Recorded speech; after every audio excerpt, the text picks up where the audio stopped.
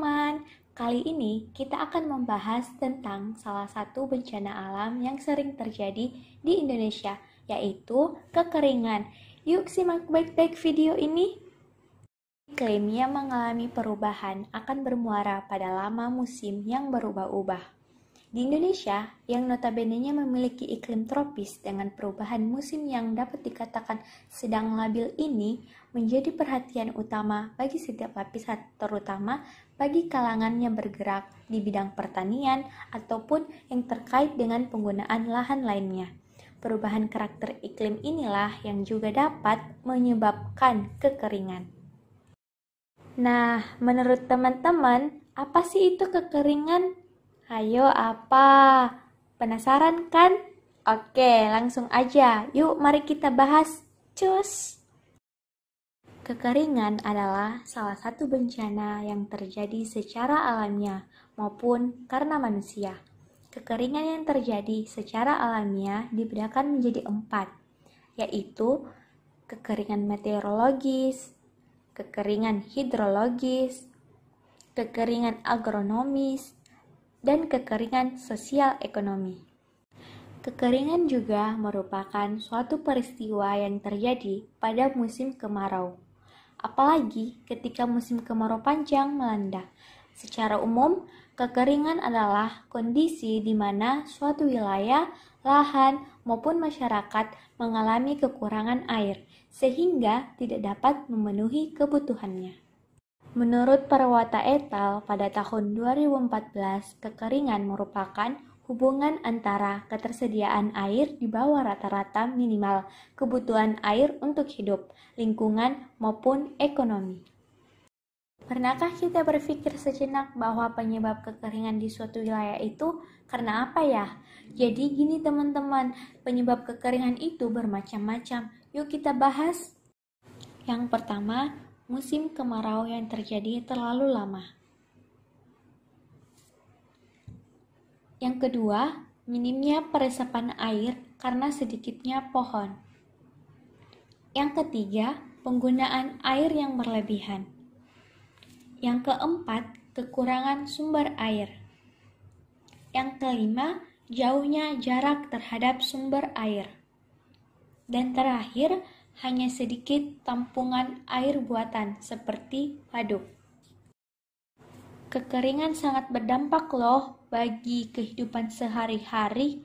Dampak kekeringan itu sangat dahsyat, apalagi ketika dampak tersebut sudah mempengaruhi perekonomian pada suatu daerah. Karena air merupakan hal yang sangat krusial untuk kehidupan, baik itu manusia, hewan, ataupun tumbuhan.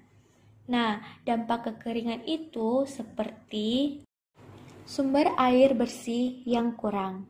Apabila sumber air bersih berkurang, maka akan berdampak pada berkurangnya konsumsi air minum yang dibutuhkan oleh tubuh manusia. Dan ketika hal tersebut terjadi, maka akan menyebabkan dehidrasi. Kondisi tubuh yang dehidrasi sangat berbahaya jika terus-menerus dibiarkan. Salah satunya dapat menyebabkan kematian. Selain itu, kegiatan seperti mencuci, mandi, dan lain sebagainya juga akan berkurang dan membuat kegiatan sehari-hari terganggu. Yang kedua, banyak tanaman yang mati. Tanaman merupakan salah satu sumber kehidupan bagi manusia. Ketika musim kemarau datang, maka akan banyak tanaman yang mati karena tanaman tidak bisa mendapatkan sumber air untuk hidup. Hanya ada beberapa tanaman saja yang bisa bertahan hidup, seperti pohon jati dan kaktus. Yang ketiga, meningkatnya polusi. Nah, dampak selanjutnya ini ketika tanaman mati, maka polusi udara akan semakin merajalela. Hal tersebut disebabkan tidak ada tanaman yang berfungsi sebagai agen yang berproses gas karbon dioksida untuk dijadikan oksigen bagi kehidupan manusia. Lalu apa yang bisa kita lakukan untuk mengatasi kekeringan tersebut?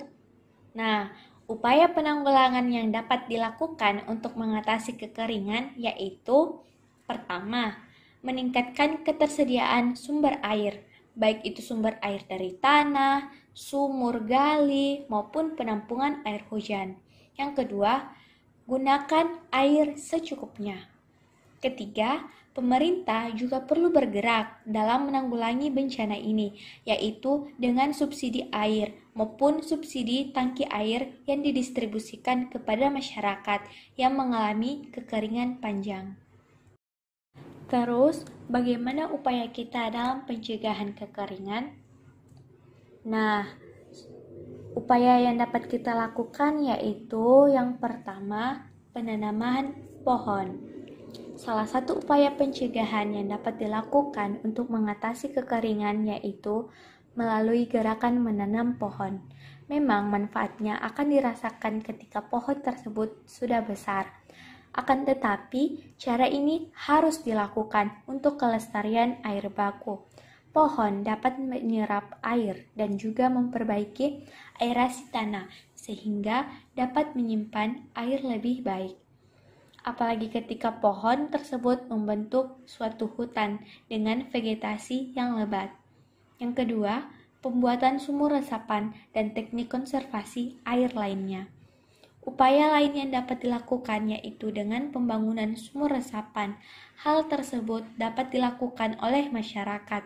Setiap rumah dapat membangun sumur resapan agar ketersediaan air tanah meningkat. Yang ketiga, membuat bendungan. Solusi ketiga untuk menanggulangi kekeringan adalah dengan membuat bendungan.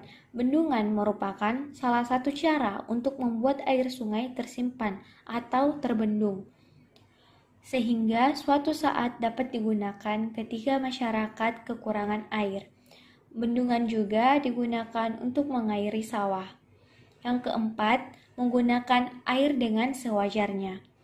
Dan salah satu solusi yang dapat kita lakukan dan dimulai dari diri sendiri adalah menghemat penggunaan air. Air yang merupakan sumber daya alam harus kita hemat dan penggunaannya hanya sewajarnya saja dan jangan berlebihan.